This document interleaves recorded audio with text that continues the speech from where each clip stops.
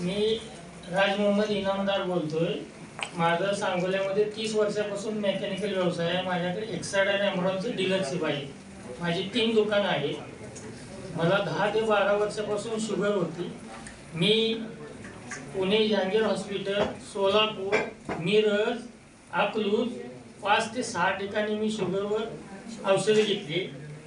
माझी शुगर 350-250 आणि इन्शुरन्स घेतल्यानंतर मात्र कमी यायची आणि शुगरनं मला काही सोडलं नाही। आज आत्ताच नवीन झालेले डॉक्टर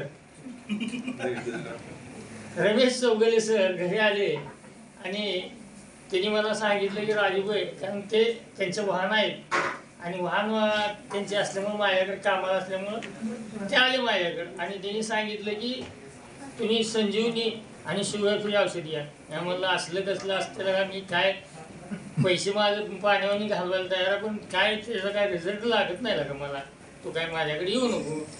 मग त्यांनी जबरदस्ती केली मला आणि मला 20 दिवसामध्ये एक वेगळा रिझल्ट लागला मला।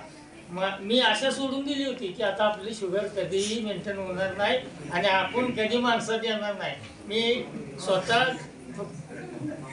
गावाच्या जवळ एक 3 एकर शेती घेतली आणि रस्त्याला घेतली। नुसतं फिरत जायचं, काय झालं तर झालं, तेवढंच प्रॅक्टिस आपण 4 दिवस जास्त जगणार, म्हणजे एवढं मी बिझनेस होतो या शुगरला।